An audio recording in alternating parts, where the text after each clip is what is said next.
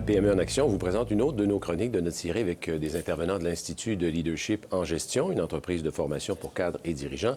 L'Institut donne l'opportunité aux participants d'être en contact avec plusieurs formateurs spécialistes et invités de marque. Et on en reçoit une aujourd'hui, Geneviève Deshôtels, qui est présidente de Univers, un monde en soi. Bonjour. Bonjour. Parlez-nous un peu de votre entreprise. Bien, en fait, il y a 6 ans, j'ai choisi de fonder Univers, un monde en soi, une entreprise qui vise le développement du leadership authentique. Par le biais du coaching, de la formation, des conférences et de l'écriture, bien, j'amène les gens à prendre le leadership de leur propre vie pour être des meilleurs leaders d'équipe en organisation. Et la clé là-dedans, vous l'avez dit, le mot c'est authentique. D'ailleurs, vous avez écrit un ouvrage aussi sur le même concept. Tout à fait, qui s'appelle « Oser le monde en soi, choisir d'être et agir en leader authentique ». C'est un guide d'auto-coaching. Je ne voulais pas donner de recettes. En coaching, on ne donne pas de recettes. On permet à l'autre de trouver ses propres solutions. Alors, le livre se veut, sur un an, une démarche d'auto-coaching. Qu'est-ce qui vous a amené à travailler avec les gens de l'Institut? En fait, bien justement, on parle de leadership et on parle de leadership authentique dans mon cas. Alors, ils sont venus donc me solliciter de façon à ce que je puisse amener les gestionnaires qui font le parcours à parler de coaching au quotidien, dans leur action au quotidien, lorsqu'ils sont en PME ou dans des plus grandes organisations. Pas seulement on fait un séminaire sur le coaching, on applique ça pendant 2 semaines, puis le reste de l'année, on oublie ça. C'est au jour le jour. Effectivement, c'est une posture d'être un gestionnaire coach. Alors, il faut la développer et bien, ça commence par soi. Alors, bien sûr, avant de gérer les autres, il faut apprendre à investir et à se gérer soi-même.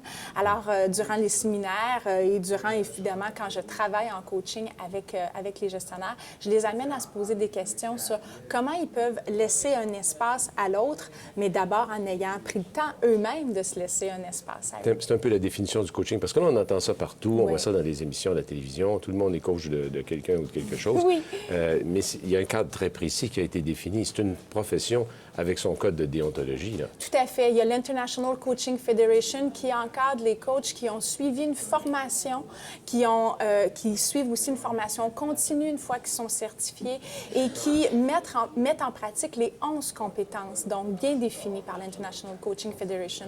Moi-même, j'enseigne pour une de ces écoles-là qui, donc, a le permis pour former des coachs. Alors, c'est pas n'importe quoi, c'est pas n'importe qui s'improvise coach. C'est important de Non, le dire. effectivement, c'est important de le dire parce que, bien sûr, on peut choisir de se faire une carte d'affaires demain matin puis de devenir coach, mais ça ne veut pas dire qu'on va pouvoir amener notre client à passer du point A au point B plus rapidement et plus efficacement que s'il était tout seul. C'est quoi l'intérêt pour une PME? Parce qu'on penserait que c'est seulement les grandes entreprises qui peuvent se permettre ça, au niveau des hauts cadres, d'avoir ce genre de formation-là, mais ça peut être efficace pour une petite entreprise aussi. Encore plus, je le dirais, parce que comme les moyens sont moins grands, évidemment, que les grandes organisations, il faut que le développement soit dans l'action et de façon ponctuelle. Et c'est ce que le coaching amène. Alors, d'une part, on peut développer les gestionnaires à être des meilleurs coachs au quotidien, mais on peut aussi, comme coach professionnel, aller aider, par exemple, une relève à bien prendre le poste lorsqu'il sera vacant et disponible. Alors, effectivement, ce que ça permet, le coaching, c'est vraiment de pouvoir développer dans un contexte où on le voit de plus en plus complexe, ambigu. Alors, il faut trouver des solutions qui soient sur mesure, rapides et efficaces. Est-ce qu'on peut faire des erreurs en voulant faire du coaching? Totalement. Je vous dirais que la pire erreur, c'est de penser qu'on en fait alors qu'on n'en fait pas. Souvent, les gens vont dire « je vais te coacher », mais ils vont donner beaucoup de conseils. Ou, à l'inverse, ils vont dire « ben moi, j'ai posé 2-3 questions, fait que je l'ai coaché ». Mais non, c'est pas ça. C'est beaucoup plus que ça. C'est un encadrement, c'est un espace, c'est une méthodologie, effectivement, de faire du coaching, mais ça s'apprend. Oui. Bien sûr. Ça s'apprend parce que, oui, ça semble assez complexe quand même. Ça pourrait peut-être faire peur à certains dirigeants d'entreprise, mais il y a moyen d'apprendre ça et de l'appliquer par la suite. Tout à fait. Il y a plusieurs séminaires qui s'offrent là-dessus quand on veut soi-même se développer.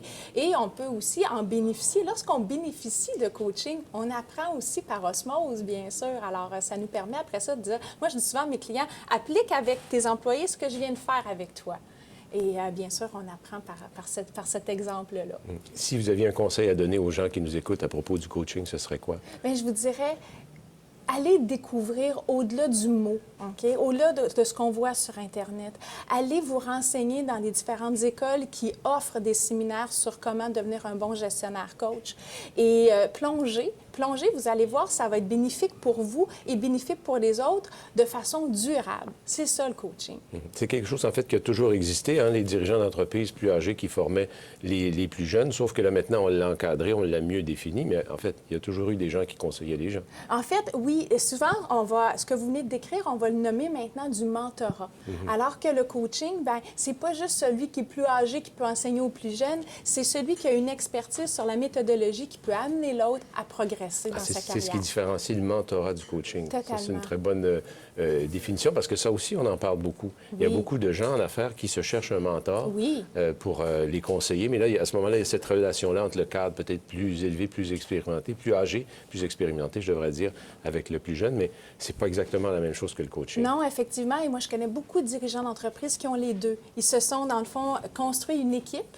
Hein, dans le fond, une équipe de 2 personnes. Ils ont leur coach, puis ils ont leur mentor, puis chacun a une mission différente. Complémentaire. Oui. C'était très intéressant. Merci beaucoup de nous avoir visités à l'émission PME en Action. Merci beaucoup, monsieur. Au revoir.